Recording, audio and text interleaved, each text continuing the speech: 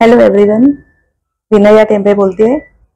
Welcome to my channel English speaking मराठीतून and through English. आज आपण वाक्य पाहतोय, मराठीतून इंग्लिश करणार आहोत आणि 3 ऑक्झिलरी वर्ब्स म्हणजे सहाय्यकारी क्रियापदांची वाक्य घेतली आहेत.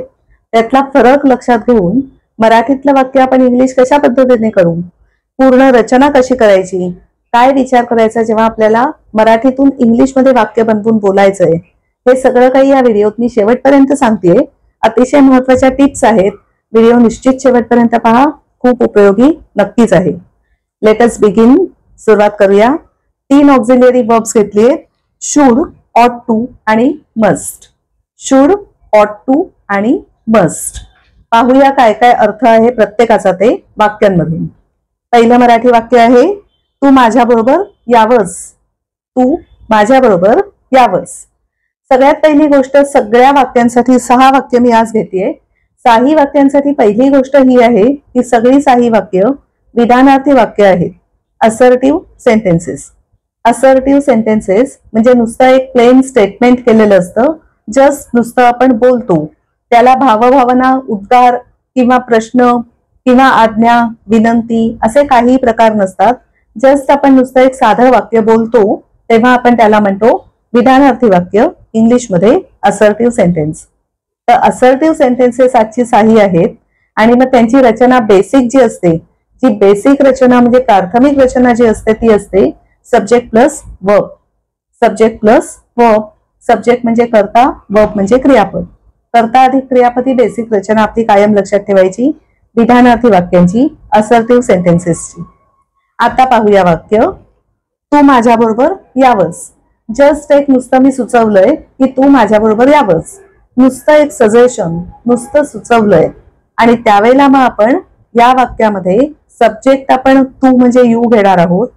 माझ्याबरोबर विथ मी, बरोबर म्हणजे विथ आणि माझ्या म्हणजे मी, म्हणजे सब्जेक्ट झाला आपला यू, माझ्याबरोबर या शब्दासाठी झालं विथ मी, मध्ये आपल्याला क्रियापद घालायचंय. दुसऱ्या नंबरला तू म्हणजे यू हा पहिला नंबर झाला सब्जेक्टचा, दुसरा नंबर क्रियापदाचा. यावंस म्हणजे येणे हे मुख्य क्रियापद झालं. V1 येणे म्हणजेच काय आपण घेणार कम. आता यावंस हे जे आपण तिला सुचवतोय किंवा जो कोण व्यक्ती असेल तो किंवा ती, जे काही आपण सुचवतोय ते सुचवण्यासाठी म्हणून कम बरोबर एक ऑक्झिलरी वर्ब यावं लागतं, सहाय्यकारी क्रियापद घ्यावं लागतं. तर नुसतं जेव्हा आपण सुचवतोय तेव्हा आपण त्यावेळेला शुड हे आपण सहाय्यकारी क्रियापद म्हणून घेतो. म्हणून आत्ताचं वाक्य मग आपण लिहू, यू म्हणजे झाला सब्जेक्ट, शुड म्हणजे हे घेतलं आपण सहाय्यकारी क्रियापद, कम म्हणजे घेतलं आपण मुख्य क्रियापद V1, माझ्याबरोबर विथ मी हे त्याच्या पुढे ऍड केलं. You should come with me. You should come with me. तू माझ्याबरोबर यावंस. रचना कशी केली, सहाय्यकारी क्रियापद घेऊन जेव्हा आपल्याला वाक्य बनवायची आहेत त्यावेळेला आपण कशी रचना करणार, पहिला सब्जेक्ट ऑफकोर्स आहेच कर्ता, प्लस सहाय्यकारी क्रियापद म्हणजे ऑक्झिलरी वर्ब, प्लस मुख्य क्रियापद मेन वर्ब V1. त्या रचनेनुसार आत्ताच्या वाक्यात यू हा झाला सब्जेक्ट, शुड हे झालं ऑक्झिलरी वर्ब, कम V1 आणि पुढे जे काही एक्स्ट्राचा भाग असेल तो पुढे ऑफकोर्स लिहायचाच आहे, जसा आता आपण लिहिला विथ मी. ओके. तर आत्ताच्या वाक्यात शुड का घेतलं, कारण ते आपल्याला सजेशन द्यायचंय, सुचवायचंय. सजेशन किंवा सूचना देतो आपण जेव्हा साध्या लेवलवर, कुठेही कंपल्शन नाही, काही नाही, जस्ट आपण नुसतं सुचवतोय त्यावेळेला आपण शुड वापरतो. सेकंड पाहूया, तिने गाणं गावं. तिने गाणं गावं. आता परत इथे कसं झालं की तिने गाणं गावं, बस नुसतं आपण सुचवलंय, परत सजेस्ट केलंय, नुसतं सजेशन आहे. म्हणजे परत आपण घेणार आहोत शुड, कर्ता अधिक शुड अधिक V1. कर्ता म्हणून आपण काय तिने, ती म्हणजेच कोण शी. शुड गावं, सजेशन, सुचवलंय म्हणून आपण शुड घेतलं, शी शुड. गाणं गाणं यासाठी वर्ब म्हणून क्रियापद म्हणून आपण घेतो सिंग. V1 घ्यायचंय म्हणून सिंग घेतलं, शी शुड सिंग. आणि गाणं यासाठी आपण सॉन्ग घेतो, she should sing a song. सोपं वाक्य, सहज तयार झालं. She should sing a song. She should sing a song. Object कर्ता म्हणून कर्म म्हणून येतं song. She should sing a song. Song झालं कर्म म्हणजे ऑब्जेक्ट या वाक्यात. शुड हे आपलं ऑक्झिलियरी वर्ब म्हणजे सहाय्यकारी क्रियापद. आता शुड हे जे सहाय्यकारी क्रियापद आहे ते फक्त सजेशन सुचवतो आपण तेव्हाच वापरतो असं नाही. कधी कधी ऍडवाइस सल्ला देतानाही ते वापरतो सहजपणे. पण तिथे कुठेही पाठीमागे बंधन नसतं. नुसतं असं तू केलंस तर ते अधिक चांगलं आहे अशा अर्थी जेव्हा आपण म्हणतो तेव्हा आपण शुड वापरतो. ओके. आता पुढचं तिसरं वाक्य पाहूया. मुलांनी पालकांची आज्ञा पाळावी. मुलांनी पालकांची आज्ञा पाळावी. आता हे वाक्य वरच्या दोन वाक्यांपेक्षा जरा अधिक फॉर्मल वाटतंय. फॉर्मल, ऑफिशियल किंवा मराठीत आपण त्याला औपचारिक म्हणू. औपचारिक जरा असं वाटतंय. जेव्हा आपल्याला औपचारिक वाक्य बनवायचंय, वाक्य औपचारिक असल्यासारखं आपल्याला बोलायचंय, त्यावेळेला शुड वापरतोच आपण, तेही चालतंच. पण आपण ऑट टू सुद्धा घेऊ शकतो. ऑट टू.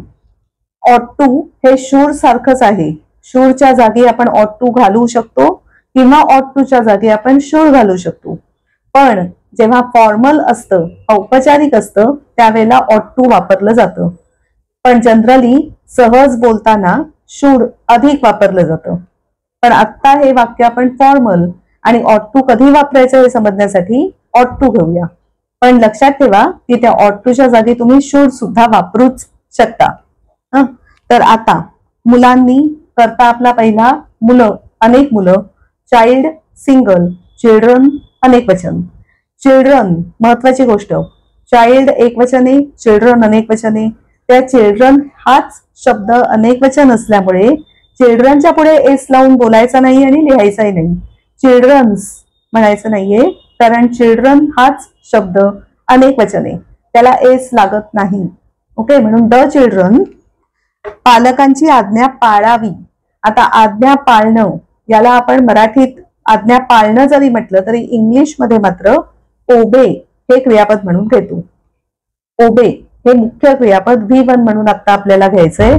आणि मग सहाय्यकारी क्रियापद आज्ञा पाळावी म्हणजेच आपण मॉरल रिस्पॉन्सिबिलिटी असल्यासारखं बोलतोय, नैतिक जबाबदारी असल्यासारखं बोलतोय. आणि कंपल्शन नाहीये, पण त्याच्यात कंपल्सरी नाहीये, ते बंधनकारक नाहीये, पण ती जबाबदारी आहे नैतिक. असं जेव्हा आपण बोलतो तेव्हा आपण शुड वापरू शकतो किंवा ऑट टू वापरू शकतो. शुड किंवा ऑट टू एकमेकांच्या ऐवजी कधीही आपण वापरू शकतो. उलटे सुलटे, कधीतरी शुड कधीतरी ऑट टू, दोन्ही बरोबर आहेत, कुठचंही वापरा. आता आपण ऑट टू का वापरणार आहोत? जेव्हा अधिक फॉर्मल असेल वाक्य, अधिक औपचारिक वाक्य असेल तेव्हा साधारणपणे आपण ऑट टू वापरतो. म्हणून आता आपण करूया वाक्य. द चिल्ड्रन हा तर आपला झाला करता. कर्त्यानंतर आपण रचनेनुसार काय घेणार आहोत? सहाय्यकारी क्रियापद. शुड चालेल, ऑट टू चालेल. आता मी ऑट टूच घेते. The children ought to V1 घ्यायचं. त्यानंतर इथे आज्ञा पाळणं यासाठी ओबे हे V1 आहे. आणि कोणाची आज्ञा? पालकांची, म्हणून पेरेंट्स. पालक, parents. The children ought to obey their parents. Their हा शब्द मी लिहिला नाही कारण तिथे वर लिहिताना, मराठीत लिहिताना त्यांचे पालक असं नाही म्हटलंय, म्हणून नुसतं पेरेंट्स लिहिलं. द चिल्ड्रन ऑट टू ओबे पेरेंट्स. ऑट टू ओबे पेरेंट्स. आता त्या ऑट टूच्या जागी ऑफकोर्स तुम्ही काय घालू शकाल? दुसरं सेम अर्थाचं सहाय्यकारी क्रियापद शुड. द चिल्ड्रन शुड ओबे पेरेंट्स. असंही बरोबरच आहे, अर्थ सेमच आहे. फॉर्मल असेल जेव्हा अधिक तेव्हा ऑट टू घालायचंय. पुढचं वाक्य. प्रत्येकाने खरं बोलावं. प्रत्येकाने खरं बोलावं हे सुद्धा कसं झालं? मॉरल रिस्पॉन्सिबिलिटी म्हणजेच कशी की नैतिक जबाबदारी झाली ती. आणि जेव्हा नैतिक जबाबदारी आपण सांगतो, करायला सांगतो, ऍडवाइस देतो, सल्ला देतो नैतिकतेचा, तेव्हा आपण परत शुड वापरू शकतो किंवा ऑट टू वापरू शकतो. अधिक औपचारिक जेव्हा असेल तेव्हा आपण ऑट टू वापरतो. म्हणून आता सुद्धा आपण ऑट टू घेऊया. औपचारिक जेव्हा असतं तेव्हा ऑट टू जनरली वापरलं जातं. शुड वापरूनही ऑफकोर्स चालणारच आहे. प्रत्येकाने हा आपला आहे सब्जेक्ट. प्रत्येक म्हणजे एव्हरीवन. ऑट टू घेऊया आपण. Everyone ought to. ऑट टू काय झालं, सहाय्यकारी क्रियापद म्हणून घेतलं. खरं बोलणं, बोलणं म्हणजे स्पीक हे आपलं झालं V1 आणि खरं सत्य यासाठी आपण लिहूया the truth. Everyone ought to speak the truth. Everyone ought to speak the truth. वाक्य तयार झालं रचनेनुसार. ऑट टूच्या जागी शूड घातलं तरी अर्थ सेम राहणार आहे मराठीत. कसं म्हणू मग आपण, everyone should speak the truth. बरोबर. आता नेक्स्ट पाहूया. त्याने अभ्यास केलाच पाहिजे. त्याने अभ्यास केलाच पाहिजे. आता केलाच पाहिजे असं जेव्हा आपण मराठीत म्हणतो तिथे बंधन घातल्यासारखं सरळ कळतं आपल्याला. त्याने अभ्यास केलाच पाहिजे, बंधन आहे त्याच्यावरती अभ्यास करायलाच हवा अशा अर्थी जेव्हा असतं, बंधन असतं, कंपल्शन असतं, तेव्हा मस्ट हेच एक क्रियापद घ्यायचं असतं सहाय्यकारी क्रियापद म्हणून. कंपल्सरी ऍक्शन किंवा अधिक स्ट्रॉंगर आपल्याला जेव्हा बंधन घालायचं असेल त्यावेळेला आपण मस्ट घेतो. कंपल्सरी बंधनकारक कृतींसाठी मस्ट हे एकच आहे सहाय्यकारी क्रियापद म्हणून, जे कंपल्सरी ऍक्टिव्हिटी बंधनकारक कृतींसाठी आपण वापरायचं असतं. म्हणून आत्ताच्या वाक्याला मात्र केलाच पाहिजे म्हटल्यावर, कंपल्शन आहे म्हटल्यावर मस्ट घ्यायचंय. मस्ट एकच आहे, ते एकच घ्यायचंय, त्याला दुसरा पर्याय नाही. ओके. मग आता परत वाक्य बनवताना कसं घेणार आपण, पहिला सब्जेक्ट त्याने म्हणजेच आपण घेणार ही. दुसऱ्या नंबरला आपण घेणार ऑक्झिलियरी वर्ब मस्ट. केलाच पाहिजे, काय केला पाहिजे, अभ्यास. अभ्यास केला पाहिजे, करणे ही मस्ट डू. करणे डू म्हणजे V1 झालं आणि अभ्यास स्टडीज. अभ्यास म्हणून आपण घेतलं studies. He must do the studies. He must do the studies. इथे मस्ट हे आपलं झालं सहाय्यकारी क्रियापद म्हणजे ऑक्झिलियरी वर्ब. कंपल्शन बंधनकारक कृती सांगण्यासाठी वापरलेलं इंग्लिशमध्ये एकच असलेलं असं ते ऑक्झिलियरी वर्ब. पाहूया शेवटचं वाक्य. त्यांनी मदत करायलाच हवी. त्यांनी मदत करायलाच हवी. ऑप्शन नाही दुसरा, पर्याय नाही दुसरा, कंपल्सरी करायलाच हवं, बंधनकारक आहे असं म्हणताना आपण मस्ट फक्त वापरणार आहोत. करायलाच हवी म्हटल्यावर मस्ट हेच एक ऑक्झिलियरी वर्ब म्हणून वापरता येणार आहे परत या वाक्यात सुद्धा. आता वाक्यात परत त्यांनी, अनेक वचनी त्यांनी म्हणजेच कसं आपण म्हणणार, अनेक वचन असल्यामुळे दे घेणार. दे करायलाच हवं, कंपल्सरी बंधनकारक कृती असल्यामुळे मस्ट ऑक्झिलियरी वर्ब घेणार. They must. मदत करायला हवी, मदत करणं यासाठीच क्रियापद आहे हेल्प. They must help. वाक्य तयार झालं. दे म्हणजे आपला झाला सब्जेक्ट, मस्ट हे झालं आपलं ऑक्झिलियरी वर्ब आणि हेल्प हे झालं आपलं V1. They must help. या वाक्यात सुद्धा मस्ट हे आपलं ऑक्झिलियरी वर्ब आहे. अशी ही 3 ऑक्झिलियरी वर्ब आपण पाहिली. थोडक्यात परत सांगते त्यांचा अर्थ काय आहे तो. शुड. शुड कधी वापरायचं, सल्ला देण्यासाठी किंवा सुचवण्यासाठी एखादी गोष्ट सौम्य लेवलवर, म्हणजे तिथे कंपल्शन काही नाही. शुडच्या ऐवजी ऑट टू सुद्धा वापरू शकतो आपण, पण ऑट टू जेव्हा औपचारिक आपण बोलतो तेव्हा आपण साधारण ऑट टू वापरतो. अनौपचारिक बोलतो तेव्हा साधारणपणे आपण शुड वापरतो. पण शुड आणि ऑट टू दोन्हीचा अर्थ सारखा असतो. नैतिक जबाबदारी आहे असं जेव्हा आपल्याला सांगायचं असतं, पण पाठीमागे कंपल्शन नाहीये, बंधन नाहीये, पण असं केलेलं अधिक चांगलं, नैतिक जबाबदारी असल्यासारखं जेव्हा बोलायचं असतं तेव्हा आपण शुड किंवा ऑट टू दोनापैकी कुठचंही एक वापरून चालतं. फक्त फरक काय बारीकसा त्या दोघांमधला, की शुड हे अनौपचारिक इन्फॉर्मल म्हणून वापरलं जातं सहज बोलताना. ऑट टू हे ऑफिशियल, फॉर्मल किंवा औपचारिकरित्या जास्त वापरलं जातं.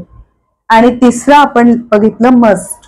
मस्ट मात्र त्याला दुसरा काही पर्याय नाहीये, एकच ऑक्झिलियरी वर्ब इंग्लिश मधलं जे कंपल्सरी ऍक्टिव्हिटी म्हणजे कंपल्सरी एखादी गोष्ट करायचीच आहे, बंधनकारक आहे असं जेव्हा आपल्याला बोलायचं असेल तेव्हा आपण मस्ट हे एकच ऑक्झिलियरी वर्ब म्हणून वापरू शकतो.